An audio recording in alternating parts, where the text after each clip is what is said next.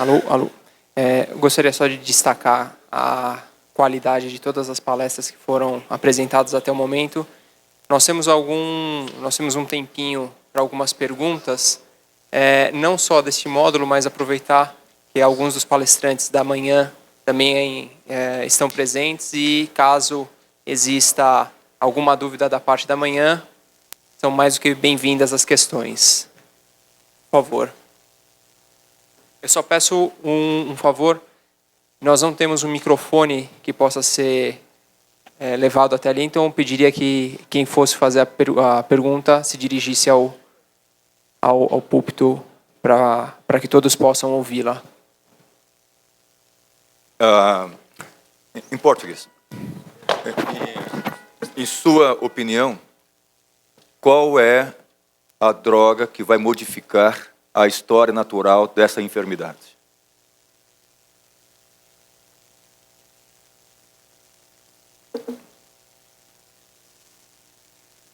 Okay. Well, this is such a difficult question. So I would say Riluzole still changing natural histories because the Riluzole prolongs survival. And the problem, however, Riluzole does not change any functions. But I think that's all we have, and there are many other things you can try, although we have no evidence. But I think we compare to 10 years ago, or even 20 years ago, of course, we have at least some potential medication to work with. So this is really a billion-dollar question. I'm afraid I can answer straight. Eu tenho uma questão para o professor Mitsumoto e para o Dr. Gabriel. Olhando para os desenhos experimentais que nós tivemos até o momento, em aproximadamente 30 anos de estudo, nós tivemos apenas uma droga que teve sucesso. Será que o desenho dos estudos na mudança da avaliação pré-clínica para clínica, ela tem sido bem conduzida?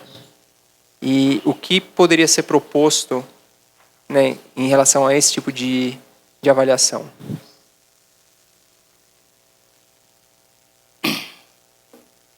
Such again a difficult question, and I wish I can answer, but as I showed, there are so many reasons that lead to wrong directions. But in fact, when we see patients and the families, and they are also eager to try anything, if medication is safe, relatively of course, and if there is a good scientific reasons, we needed to try. Yet at the same time, we have to develop best way to try good medications. I think we may not need large phase 3 studies. Phase 3 studies require several hundred patients. We need a small phase 2 studies, maybe 100, maybe 150, small number of patients to see is there any signals suggesting possible future. And I think even you can use futile design. That means we look for negative studies. And if negative studies turns out to be wrong, there's some signals. So we don't need a huge study to prove negative. We need a big number of small studies to find many medication tested. Also, we need better organization. I can tell you, probably you heard Riluzole. No, excuse me, lithium. Have you ever heard of lithium? Lithium was talked about several years ago. One paper came from Italy, and a very strange paper and positive in animal models. they did a very small number of 18 patients in phase 1-2 studies, again, showed some potential benefit. So positive study in animal and human. Everyone's so excited. So how many studies done? 5, 6 studies, United States, few Canada, and Great Britain, Italy, and so forth. So almost like 6 studies done and showing all negative studies. Do we need that to have 6 studies to show negative studies? Has to be more international organization talk each other. We don't need several studies to prove to be negative. We need 1 or 2. How we can organize, how we can prevent such event. And that's what we are going to talk about the next year in the clinical trial guidelines. And well, if someone says positive, yes, I'm interested in testing. I'm sure patient is interested. Very difficult to avoid to the multiple studies, but we need some better organization to do fewer studies to benefit potential or negative. That sort of things we need to do. I don't know I'm answering your question or not. That's what I'd like to say. Yes, this. Eu concordo com tudo que o professor citou, e eu acho que ele, parafraseando o professor, ele citou alguns dos nossos desafios. Sim, nós já identificamos alguns erros de design que foram feitos no passado. Um deles, que eu acho que ainda é uma pergunta bastante prevalente, é quão heterogênea é a população de estudo que nós lidamos hoje e como a gente pode fazer para diminuir essa heterogeneidade, né? Outra questão bastante prevalente hoje, bastante importante para nós é como fazer para identificar esses pacientes de forma mais precoce, né? Para todas as doenças neurodegenerativas, parece que há, sim, uma melhoria de efeito quanto mais precoce for a introdução de uma intervenção. Então, isso é uma discussão ativa de como a gente identifica o paciente muito antes dos sintomas e, quiçá, numa fase bastante precoce da doença. E eu acho que outra discussão bastante importante é a questão da farmacodinâmica, que o professor citou. Hoje, nosso maior gargalo de estudos clínicos está em fase 2. Quase nenhum trial passa em fase 2. Por quê? Porque nós estamos usando desenho de fase 3 para fazer fase 2. A gente tem que realmente trabalhar com biomarcadores, tentar identificar algum método de identificar a resposta através da biologia e determinar segmento através disso. Hoje em dia, a gente não consegue nem mensurar se as nossas terapias chegam a fazer o efeito que elas se propõem a fazer no sistema nervoso central. Isso é farmacodinâmica, né? Nossa experiência na Biogen foi dar um passo para trás, reconhecer que a biologia é bastante complexa e hoje em dia nós estamos lidando com linhas de pesquisa direcionadas a mutações genéticas bem conhecidas e cuja modelagem animal parece ser mais fiável. Então isso já nos dá uma população mais homogênea e a gente consegue acompanhar o efeito farmacodinâmico, sim, dessas novas terapias, como, por exemplo, a tecnologia antissense. Mas isso não vale, obviamente, para todos. Para moléculas mais gerais, o professor já citou, estudos com desenho de futilidade são bastante interessantes, e, basicamente, outros tipos de desenho adaptativo, né? A gente poderia até fazer um fase 2, head-to-head, comparando várias moléculas e só levar para a fase 3 aquela que performar melhor que as outras. Isso é um jeito de salvar tempo, né? E só levar o melhor candidato, talvez, para uma fase 3. Existem várias possibilidades, sim, e a gente está trabalhando nisso, com certeza. Gabriel, só uma pergunta. O que aconteceu com dexpramipexol? Professor, você quer responder essa? So dexpramipexole turns out to be negative. There's about 800 patient, huge studies, phase 3, done by very good pharmaceutical company called Biogen. And however, post-hoc analysis is after the study result came out, they looked at all result, and if anything did we miss? Anything suggesting positive? And in fact, yes. What happened is the patient who had definite errors in terms of diagnostic certainty, called Ellis-Coriel diagnostic criteria, and also patient with on Buzol, and then earlier stage of disease, look at the combination of ALSFRS-R and survival called CAFS, Combined Assessment of Functional Survival. That's what the unique outcomes they used. Turns out to be those group is clearly positive. And so this was Biogen got the medication from another company called Knop. And Knop was very interested in doing additional studies, but of course Biogen, such a huge company, they are not interested in doing another studies. They decided to move on. So I think there is clearly some possibility to test. If my opinion, I was one of investigators, and again, believe me, easy to criticize anything afterwards. So I should be criticized by criticizing other studies, my studies, and so forth. But if this study is done in smaller numbers, phase 2 studies, rather than huge number of phase 3, we may have got those results earlier, so we could do delay. But the problem is we are pressured by time, we pressured money, and so we are facing difficulties. So nothing perfect, but I think future studies needs to consider more multiple phase studies. Going to phase 3, you should encourage at least 2 small phase 2 studies before final phase 3 studies. That's probably we should take that future direction. I'm not sure he's agree or not, but.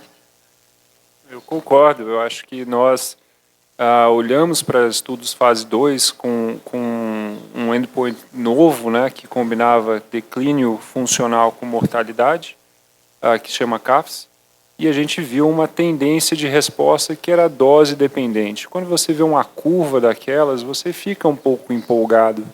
Mas se você olhar do ponto de vista bioestatístico, a gente não tinha um número suficiente para chegar a uma conclusão definitiva sobre aquele número. Mesmo no estudo fase 2, ele não atingiu significância estatística entre os braços. E a gente tomou uma decisão, né, de arriscar, e esse risco que nós tomamos custou um desenvolvimento clínico caro, algumas centenas de milhões de dólares, né? Então, quando você olha para trás, até do ponto de vista de empresa, você tem que tomar uma decisão sobre investir ou não nessas novas tecnologias. A nossa posição foi que nós tínhamos uma melhor chance com terapia gênica. É uma tecnologia de uma empresa japonesa chamada ISIS, né, que é a terapia antissense, e a gente tinha a opção de seguir esse caminho ou insistir ainda mais com o dexpramipexol. Nós decidimos que era momento, talvez, de mudar por alguma coisa mais assertiva do nosso ponto de vista, alguma coisa que fizesse mais sentido do ponto de vista biológico. Então, foi essa, basicamente, um dos motivos da decisão. Claro, como o professor falou, é muito fácil a gente criticar, né, o dia seguinte, depois, olhar para trás e falar, não, devia ter feito assim ou assado, mas o delineamento de estudo clínico é algo extremamente complexo, extremamente complicado, e fica ainda mais difícil quando você, de fato, não entende a doença tanto quanto você gostaria de entender. Tá? Essa é a realidade.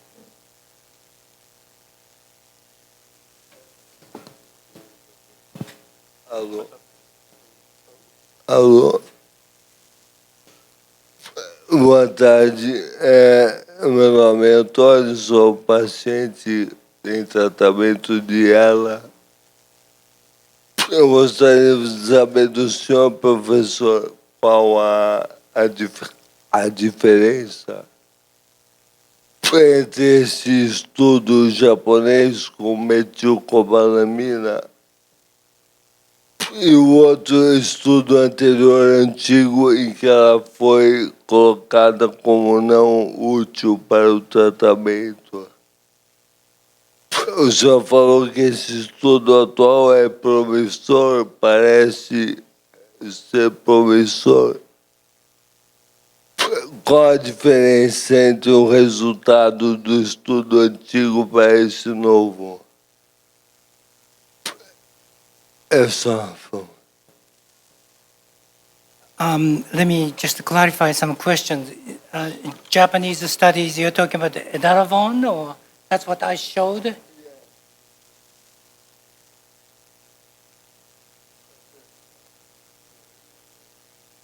So I can answer. If this is edaravone, right? So, well, I'm not sure I can say everything, but I have some kind of agreement not to say too much. But in any case, the study done, initial study turns out to be negative. So they are disappointed. And then they did immediately post-hoc analysis, just like dexpramexel. So they found very interesting findings. Yes, definite errors on diagnostic criteria and the shorter disease survival. Those turns out to be positive in post-hoc analysis. They immediately restarted another new studies to look for those patients in probably limited number of patients. And that turns out to be positive. Therefore, this is a very interesting paper is writing now, published, but I think my feeling is, I'm not sure I mentioned, a priori post-hoc analysis should be included in any clinical trial studies. For example, we are looking for only positive result. If it's negative, that's it. But I think it must be some reason why study was negative. So if you find the reason for negative, a priori, secondary analysis or post-hoc analysis is approved, that turned out to be very important primary studies. So if you find the reasons, you can publish and also you can go to next studies. I hope I answer to your questions.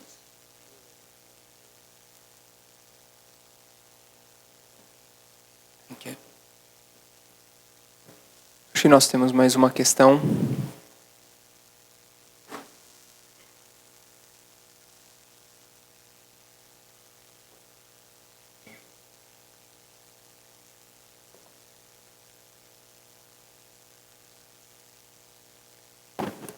Boa tarde. A minha pergunta vai direcionada para o Dr. Gabriel Lima. Quando ele apresentava os slides, ele mostrou que o estudo feito sobre 2 irmãos gêmeos, onde um apresenta a doença o outro tem a chance, né, de 90% de não vir a apresentar a doença, sendo que o DNA dos dois seja semelhante. Então, doutor, eu gostaria de saber qual o fundamento dessa tese, se caso já ocorreu de 2 irmãos e um vinha apresentar ela, porque eu acredito que para um dado desse é necessário um estudo de caso. Muito obrigado. Nada. Os estudos com esse tipo de gêmeos, né, gêmeos monozigóticos, é interessante por causa disso que você citou mesmo. Em teoria, eles partilham 100% do DNA humano, né? O DNA deveria ser igual. É teoria, porque na prática você pode ter mutações novas acontecendo a todo momento, inclusive numa fase já de pós-concepção, né? Então, quando você é lá uma pequena mórula, ou seja, você é só um conjunto de células, no momento em que você está replicando aquelas células, pode haver algum tipo de erro e mutação. Aquela mutação vai se tornar o seu DNA do seu organismo, porque aquelas aconteceu num estágio embrionário muito precoce, né?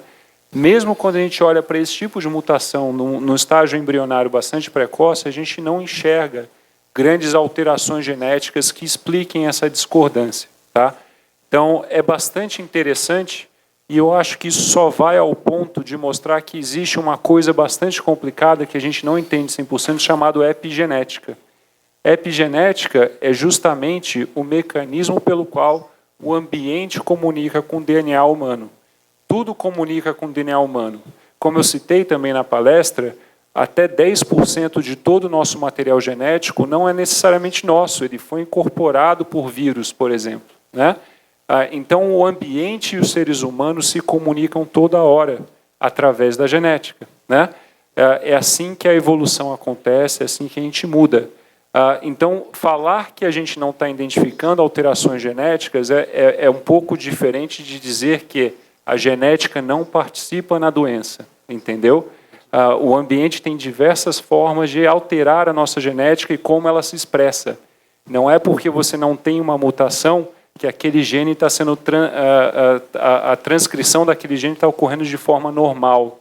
Às vezes pode acontecer até num estágio de metilação de DNA, você pode ter alteração, por exemplo, nas estonas, você pode ter alguma alteração que leve a uma expressão anômala. Então, pondo em termos bastante simples, não é porque a gente não identifica uma alteração na codificação genética que o DNA está sendo transcrito da forma como ele deveria e as proteínas estão sendo produzidas da forma com a qual elas deveriam, entendeu? Por isso, talvez, que exista essa discordância. O ambiente, em ela, parece ser bastante impactante na doença. O meio ambiente. O que exatamente do meio ambiente a gente ainda está discutindo, não sabemos, tá? Espero que eu tenha respondido. Respondeu, sim, doutor. No caso, eu teria também mais uma pergunta para os doutores, né, agora. Ok. Eu não sei se... Eu acredito que são muitos casos, né? Os casos são distintos, né? Mas o estudo feito com animais de laboratório, né? Não sei, acredito eu que seja o hamster e tal, né? Como que é feito para esse animal adquirir a doença? There are many different ways you can give disease in animals. One reason, of course, animal has inherited disease, such as I mentioned this morning, wobbler mouse is an inherited disease. FIG4 mutation in the mouse, born with. So this is the hereditary mouse. That's one. The other, there are many animal models inherited the disease. The other one is called so-called transgenic mice. You can trans abnormal gene into animals, which is genetic bioengineering mechanism. You can transfer abnormal gene to mouse. The mouse is born with abnormal gene like human disease. That's what SOD, transgenic mice. And before genetic models, we had a model giving them a lot of poisonous materials such as lead or silver or mercury and environmental chemicals in mouse to producing disease. So many different ways to, but I think its current trend is transgenic mice. And by the way, I'd like to add to your first questions. And Dr. Robert Carrier, I'm sure you know, published 34 cases of monozygotic twins. And that was 1974, and paper published in some monographs. But I think that was very interesting. And that study showed those who got the disease, and half of the group, of course, did not get the disease, and those who had the disease has more frequent flus. So we don't know what means, some kind of virus infections. So I think it's clearly something to do with infection environment, as just we heard, epigenetic influence, much more complicating issue. So not necessarily homozygous patient is same because genes constantly, one gene is activated, the other gene is inactivated. That's completely haphazard way. So if you have twins, monozygotic twins may not be exactly the same. Boa tarde. Eu sou familiar, né? Eu acabei tomando contato com a doença recém-descoberta para minha mãe. E peço desculpas se vou fazer uma pergunta ignorante. Vi pela internet que tem algumas experiências no Peru com cirurgias, transplante de aumento. O que isso tem a ver? Tem alguma relação com tratamentos para ela? Well, we don't know. But if you look at the internet, I can tell you so many strange treatments are available. So including stem cells and momentum and this and that. My piece of advice is if anyone tells you we have a cure, we have improved a patient, give us $20,000 or $30,000, anyone asks you to pay first, that's a scam. Don't believe it. And I think it's almost solid clinical trials. We do not charge any money. Free, yes, you have to pay to come to the centers. So internet gives you so much information, but internet gives you so many wrong information. You need to be very careful. Boa tarde, né? Meu nome é Aline. Dá para ouvir? Minha mãe tem ela há mais ou menos 2 anos e meio, né? E como o professor, o doutor Hiroshi falou, né? As informações da internet, né? Mas eu queria saber a respeito do Gilênia, se as informações que tem do Clinical Trials e de alguns pacientes, né, que a gente acaba entrando em contato, se elas são verdadeiras, de que conseguiu estacionar a doença, se teve algum caso que foi reversível, não todos, mas tem um, inclusive, que ele relata que ele está fazendo o tratamento experimental, né, e no caso dele ele conseguiu voltar a ficar em pé. E aí eu queria saber também sobre o Tiracentive, né? Porque eu andei pesquisando e tem o lado bom e o negativo também. E assim como também tem os rumores sobre o GM604, que as pessoas dizem, mas dizem que é uma farsa, tanto que eu não encontrei ele nem no Clinical Trials, nem em outros lugares, né? Nem em um artigo, nada. E aí eu queria saber sobre ele também, né? O que vocês podem dizer. E só mais uma perguntinha. Eu queria saber do Gilênia. Só mais uma.